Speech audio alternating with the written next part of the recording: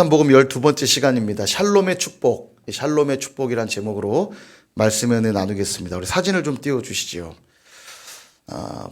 보시는 사진을 보시고 이것을 보시고 어딘지 한번 맞춰보실래요? 어딜 것 같으세요? 예, 가보셨어요? 예, 예루살렘인데 다음 사진도 한번. 요것은 이제 아침에 해가 뜰 때 찍은 사진인데 멋있죠? 금빛 도시 같은 느낌이 들어요. 지금 찍은 사진을 찍고 있는 위치는 감람산에서 찍은 겁니다. 올리브산이라고도 부르고요. 감람이라는 그 자체가 이제 올리브나무, 감람나무가 올리브나무거든요. 그래서 그 감람나무에서 짜내서 이제 감람유, 올리브유를 팔고 해서 저기 다녀온 분들은 꼭 올리브유 사오시거든요. 저기 이제 감람산 쪽에서 찍은 거예요. 감람산에서 찍은 예루살렘인데 예루살렘의 정확히 말하면 구도시입니다. 구도시. 예루살렘이라는 그 이름이요. 샬렘이라고 하는 게 이 샬롬의 변형 형태거든요. 예루살렘. 그래서 예루살렘은 뜻이 평화의 마을, 평화의 도시 이런 뜻이에요. 예, 이름이 참 멋지죠. 자, 그런데 참 오랜 세월 이 도시는요. 예루살렘은 평화가 없는 도시입니다. 여기가 지금 아까 보셨던 그 황금돔이요. 성전이 아니고요. 모스크예요. 그러니까 이슬람 사람들이 예배를 드리는 모스크예요. 예루살렘의 저 핵심되는 예전에 그 성경의 역사가 기록된 저 땅에 지금 모스크가 세워져 있습니다. 예전에 저 자리가 어디냐면 성전산이라고 그래서요. 성경에는 모리아산이라고 나온 지역이거든요. 그 모리아산이 어디냐면 아브라함이 이삭을 바쳤던 산. 이삭을 바치려 할 때 하나님이 됐다. 네가 나를 경외하는 줄 내가 이제 아노라. 그래서 여호와 이레 찬양하면서 드렸던 그 산. 그리고 훗날 다윗이 아라우나의 타작마당, 우리가 SBS 공부했죠. 아라우나의 타작마당에서 죄를 범죄했을 때 하나님 앞에 제사를 드리고 죄 용서함을 받고 바로 이곳에 여호와께서 계시도다. 그리고 그 땅에 성전을 세우기로 결정합니다. 그래서 솔로몬이 그 땅에 성전을 세우죠. 예, 유대인들에겐 저 땅이 굉장히 중요한 땅이에요. 그리고 나중에 저기에 세워지신 분이 누구냐면 예수님. 골고다 언덕에서 저 성전상 성문 밖에 골고다 언덕에서 주님이 십자가에 달려 죽으셨고 피 흘리셨 땅이 바로 저 땅입니다. 그래서 저 땅은 분쟁이 누구누구에게 분쟁이 일어나냐면 유대교인들. 저기는 우리 아브라함이 이삭을 바쳤고 성전이 세워졌던 땅이야. 우리 거야. 우리 도시야 이렇게 얘기하고. 기독교인들. 저기는 예수님이 피 흘리신 곳이고 예, 그 강조하죠. 그 다음에 이슬람 600년대 후반에 그 이슬람의 창시자라는 이 모하메드가요. 저기서 계시를 받았다고 그래서 저 사람들이 저 땅을 이슬람 사람들이 차지하기 시작하면서 모스크를 세운 거예요. 그래서 지금 저 모스크가 있는 거 황금돔이 저기 모스크입니다. 그리고 저기는 우리 모하메드가 계시를 받은 땅이다. 그래서 이슬람도 저기는 우리의 성지다. 그래서 유대교, 기독교, 이슬람교가 지금도 분쟁을 일으키는 지역입니다. 저기가. 서로가 내 땅이라고 우리의 성지라고 분할이 돼 있어요. 예루살렘 평화의 도시인데 참 아이러니하게도 평화가 없는 도시, 오랜 세월 평화가 없는 도시입니다. 끊임없이 전쟁과 분쟁이 있는 건데요. 제가 이제 예루살렘을 자세히 설명하려고 그런 건 아니고 샬롬이라는 개념을 설명하려고 그런 거예요. 샬롬은 뭐냐면 결핍이 없고 부족함이 없고 분쟁이 없는 상태입니다. 평화가 있고 온전해진 상태. 그게 바로 샬롬이에요. 오늘 제가 이제 샬롬의 축복을 여러분들에게 오늘 말씀을 통해 나누려고 하는데요. 한번 오늘 말씀을 통해 그 은혜를 확인해 보고자 합니다. 보아스가 지난 시간에 룻에게 베푼 은혜가 세 가지였었는데 기억하시죠? 내 밭에서만 이삭을 주우라. 그것은 이제 이삭을 줍는 일에 어려움 당치 않게 하려고 어떻게 보면 안정적인 먹거리를 제공받고 있는 겁니다. 또한 같이 일하는 소년들에게 어려움 당치 않게 하려고 소년들에게 말하기를 이 여인을 손대지 말아라. 보호 조치를 취해주고요. 세 번째는 수확하는 과정에 목이 마를 수 있는데 목이 마르거든 물이 귀한 땅이었지만 소년들이 기러운 물을 함께 마셔라. 괜찮다. 그래서 이것은 하나님의 은혜와도 닮아있다 했습니다. 하나님은 우리에게 늘 먹이시고 입히시는 분이시고 우리를 위험으로부터 보호하시는 분이시고 또 갈증 넘치는 우리 인생 속에 영원한 생수가 되어주시는 분이라고 했잖아요. 이 은혜를 우리는 지난 시간에 확인을 했습니다. 그때 룻이 어떻게 반응했냐면 땅에 엎드려 절했다고 했습니다. 이 절하다는 말, 샤하라는 말은 예배 때 쓰는 단어라고 그랬죠. 종이 주인에게 행하는 모습, 절대자에게 나타내는 모습. 룻은 그렇게 겸손하게 엎드려서 뭐라고 고백했냐면 나는 이방 여인인데 나는 모압 여인인데 어찌하여 나 같은 자에게 은혜를 베푸시는 것입니까? 이렇게 말했죠. 그리고 이것이 바로 은혜의 자격이라고 했습니다. 당연한 얘기죠. 내가 받을 만해서 받았다고 생각하는 사람에게 뭘 줘도 은혜가 아닐 거예요. 내가 해서 받았기 때문에. 그러나 나는 자격이 없는데 주셨다고 생각하면 그것은 늘 은혜로 다가오겠지요. 그러니까 룻에게는 이것이 정말 큰 은혜였어요. 나는 모압 여인이고 이방 여인이어서 이런 은혜를 받을 자격이 없는데 어찌 나에게 이런 은혜를 베푸십니까? 그게 은혜의 자격이라 살펴보았는데요. 이 고백을 들은 보아스가 오늘 본문에서 또 대답하는 거예요. 뭐라고 대답하냐? 11절을 보시면 보아스가 그에게 대답하여 이르되, 자, 따라와 보세요. 내 남편이 죽은 후로, 예, 따라하라는 뜻은 아니고 따라오세요 이렇게 한 건데, 예, 좋습니다. 남편이 죽은 후로 내가 시어머니에게 행한 모든 것과 내 부모와 고국을 떠나 알지 못하던 백성에게 온 일이 내게 분명히 알려졌다. 네 가지로 지금 이야기하고 있거든요. 네가 남편이 죽었음에도 시어머니에게 여러 가지로 행한 일들, 그리고 부모와 고국을 떠났던 일과 알지 못하던 백성에게 온 일, 내가 이것을 알고 있다. 그렇게 말하고 있어요. 이 네 가지를 좀 하나씩 살펴보면 내 남편이 죽은 일을 내가 안다. 이방 문화에서는요, 남편이 죽으면 고향으로 돌아갈 수 있었습니다. 그래서 새로운 남편을 만날 수 있었어요. 이 여인은 모압 여자니까 그래도 되죠. 근데 어쨌든 유대 집안에 시집 온 거니까 그럼 유대법을 따르기로 합시다. 유대법에는 계대결혼이라는 게 있어요. 고엘제도. 계대결혼에 의해서 남편이 죽으면 형제에게로 들어가 자녀를 낳아 죽은 남편의 대를 잇는 책임이 있습니다. 근데 그러고 싶지만 형제들이 다 죽었잖아요. 말론과 기론이 다 죽었잖아요. 그러니까 계대결혼할 형제조차도 없는 거예요. 그러니까 유대법에도 적용될 필요가 없고 이방 여자니까 자기 부모에게로 돌아가도 되었습니다. 근데 여인은 어떻게 했습니까? 시어머니와 헤어진 게 아니라 도리어 시어머니를 따라 나서죠. 왜 그랬습니까?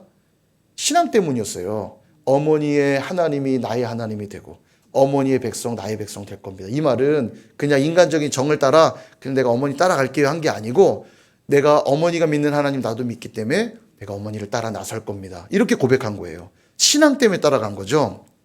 두 번째 보아스가 말한 것, 네가 시어머니에게 행한 모든 것과 이렇게 말했어요. 누가 그러더라고요. 새 며느리를 드렸는데 절대로 시자가 들어가는 말을 하지 않는데요. 왜냐하면 시자만 들어간 며느리가 너무 깜짝깜짝 놀란다는 거예요. 여러분 다 경험하셨죠?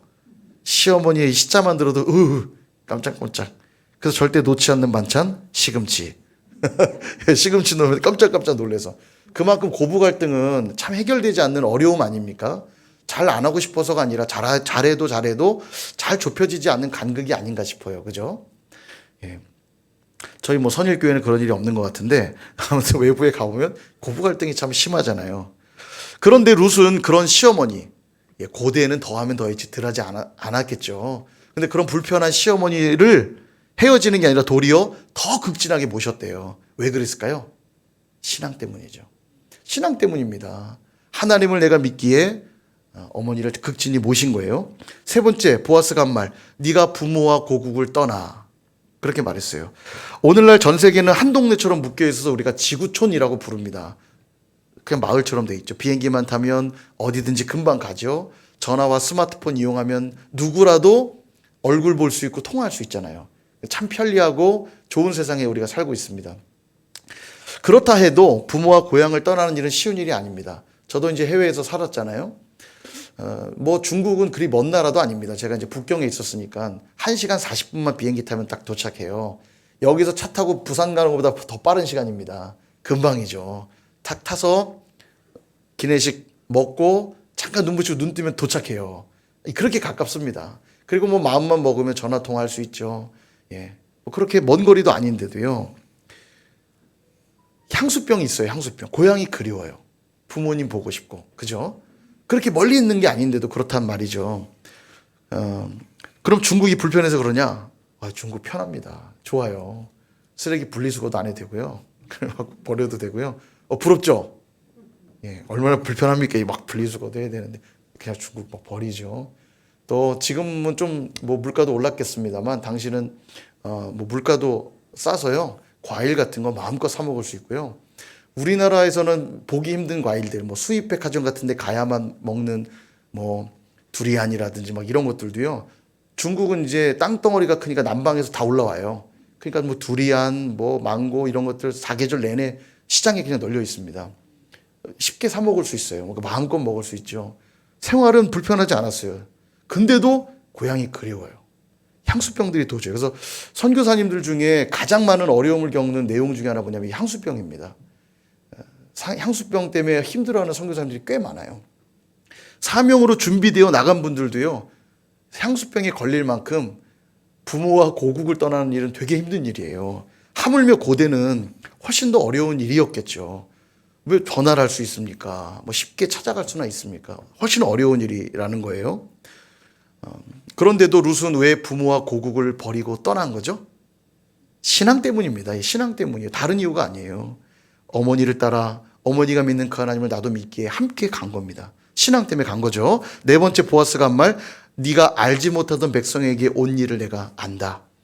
뭐 여러 번 말씀드렸죠. 모압과 이스라엘은 원수 같은 관계예요.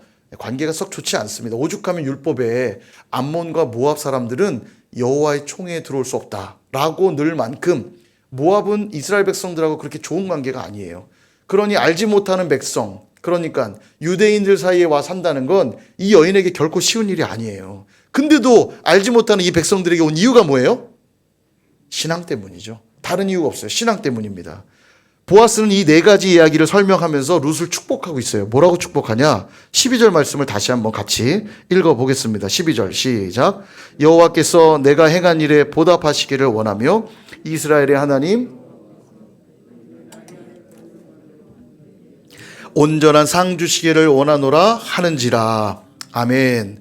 룻이 신앙 때문에 행했던 이 모든 일들로 인하여 하나님이 너에게 복 주시기를 원한다. 이렇게 말씀하고 있는 거예요.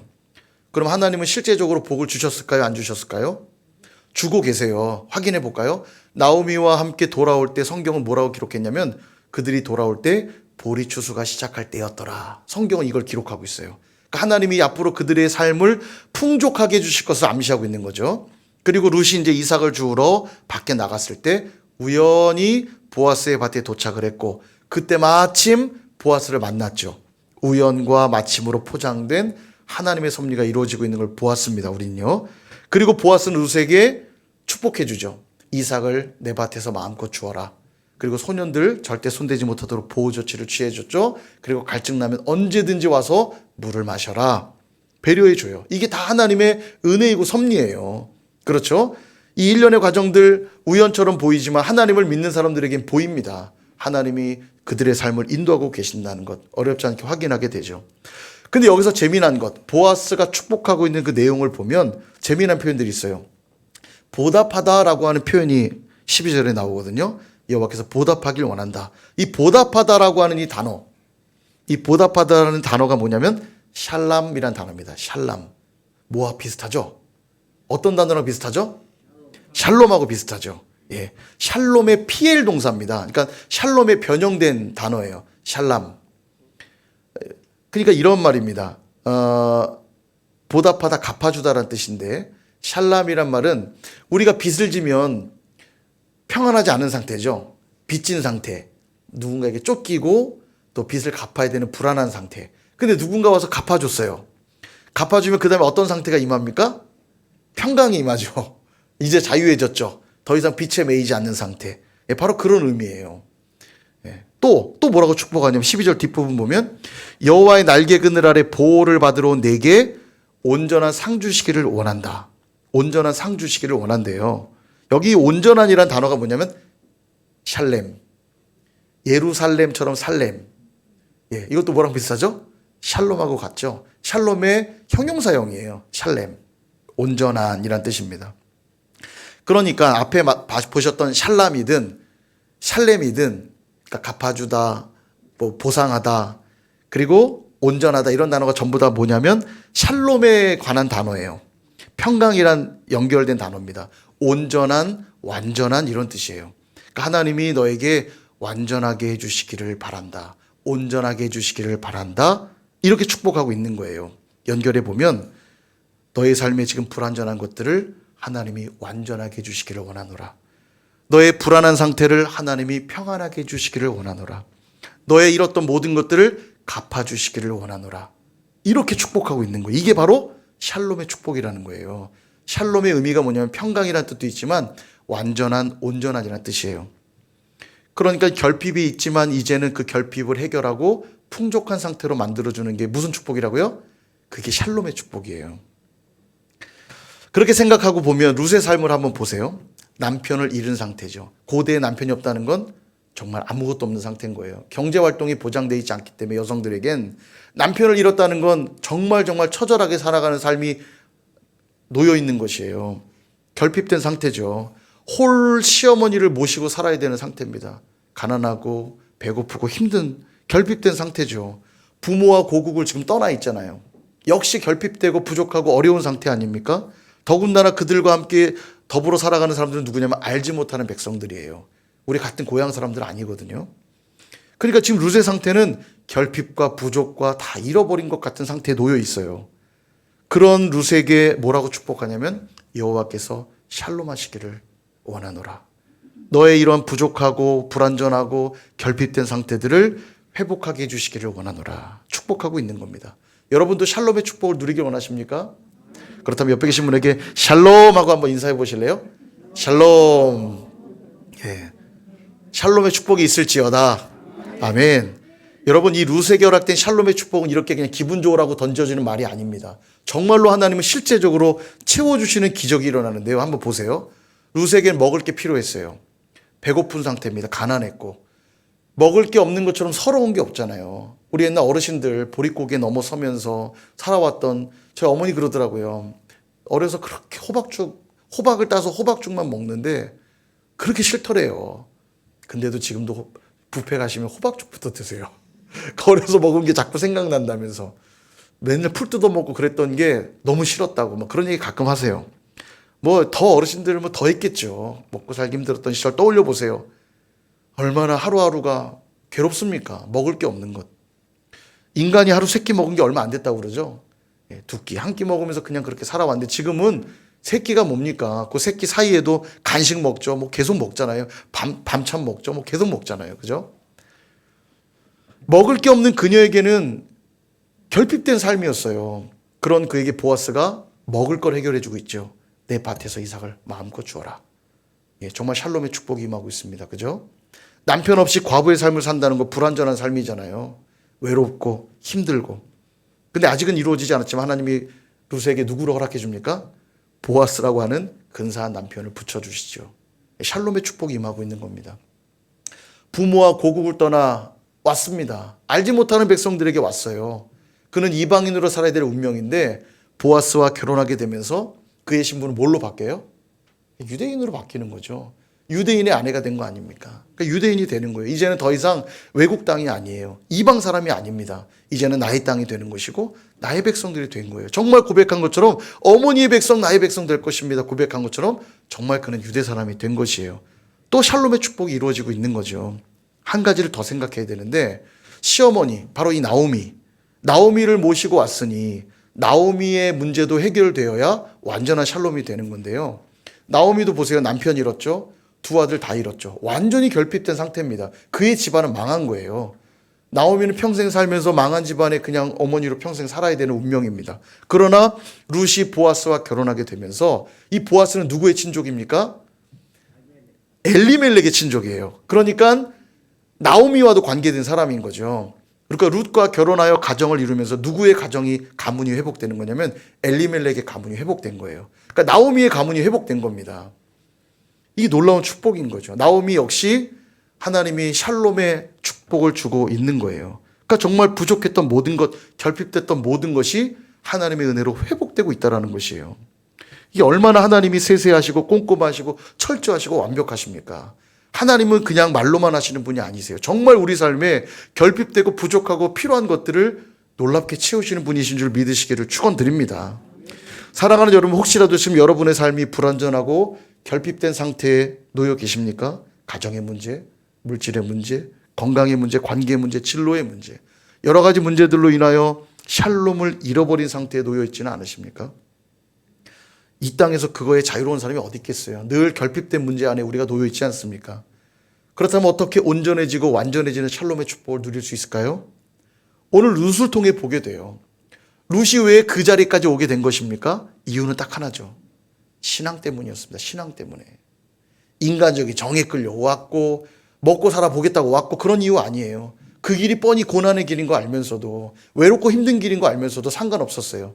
내가 하나님 때문에 그 길을 가기로 결정했을 때 그는 보아스를 만날 수 있었고 보아스의 만남을 통해 하나님은 그에게 샬롬의 축복을 부어주고 계신 겁니다. 결국은 룻의 신앙 고백 때문에 룻은 샬롬의 축복을 누리고 있는 것이에요. 사랑하는 여러분, 이 샬롬은 절대 세상에 줄 수 없습니다. 세상은 돈을 많이 벌고 명예를 얻고 권력을 얻으면 행복해질 거라고 자꾸 속입니다. 거기에는 절대 행복이 없어요. 거기에는 평안이 없습니다. 돈을 많이 가져보세요. 행복할 것 같죠? 돈을 많이 가지면 그 돈을 잃을까 불안하며 삽니다. 그 돈을 잃을까 봐 불안해하며 살아요. 그렇지 않나요? 명예도 마찬가지입니다. 명예를 얻어보세요. 명예를 잃을까 염려하며 살고요. 권력을 얻어보십시오. 그 권력을 빼앗길까 봐 두려워하며 사는 거예요. 샬롬이 없어요. 거기엔요. 세상은 줄 수 없어요. 누구만 샬롬을 줄 수 있습니까? 샬롬 하시는 하나님만 주실 수 있는 거예요. 성경은 이렇게 말합니다. 요한복음 14장 27절 같이 한번 읽어볼까요? 시작. 평안을 너희에게 끼치노니 곧 나의 평안을 너희에게 주노라. 너희는 마음에 근심하지도 말고 두려워하지도 말라. 아멘. 이 샬롬, 이 평안을 누가 누릴 수 있냐면 이 평안을 지금 주님이 주실 수 있다고 말하거든요. 예수님이 그래서 십자가 지신 거예요. 하나님과 관계가 깨어져 죄 가운데 살아갈 수밖에 없고 영원한 형벌 가운데 놓일 수밖에 없는 결핍된 우리의 인생들을 예수님이 십자가에서 피 흘려 주심으로 하나님과 관계가 회복되어 샬롬을 누리게 된 것이고요.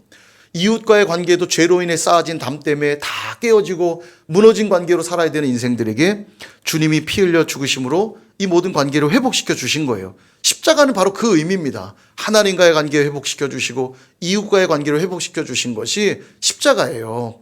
그래서 성경을 보면 말하죠. 성경에 온 율법과 선지자들의 강령은 딱 두 가지로 요약할 수 있다. 첫째는 하나님 사랑이요. 둘째는 이웃 사랑이다. 하나님이 예수 그리스도께서 하나님 사랑, 이웃 사랑 하게 하시려고 십자가에서 피 흘리신 거예요. 하나님과의 관계 회복하고 이웃과의 관계 회복하라고. 그럴 때 그 십자가 붙드는 자들에게 뭐가 임합니까? 샬롬의 축복이 임하는 거예요. 이 신앙 고백이 있을 때 하나님과의 관계를 회복하는 신앙 고백, 이웃과의 관계를 회복하는 신앙 고백이 있을 때에 바로 그들이 그 행한 일들 가운데 하나님이 샬롬의 축복을 부어주신다는 것입니다. 믿으시기를 축원드립니다. 말씀을 정리하려고 합니다. 사랑하는 여러분, 룻이 샬롬의 축복을 누린 이유를 다시 한번 생각해 보십시오. 다른 이유가 아니에요. 하나님을 믿기로 결정한 그의 신앙 때문입니다. 그 신앙 때문에 비록 홀 시어머니를 모시게 되었죠. 부모와 고국을 떠나 알지 못하는 백성들에게 와서 살게 되었고 이삭이나 주어야 되는 어려운 신세에 놓여 있었습니다. 그래서 더 불쌍하게 된 것처럼 보이지만 그러나 하나님은 다 보고 계세요. 그가 신앙 때문에 선택한 그 길을 걷기 시작할 때 하나님은 룻에게 이 샬롬의 축복을 부어주기 시작하셨던 겁니다. 룻의 그 결핍된 삶을 온전한 삶으로 바꾸시는 샬롬의 축복이 허락되었다라는 거예요.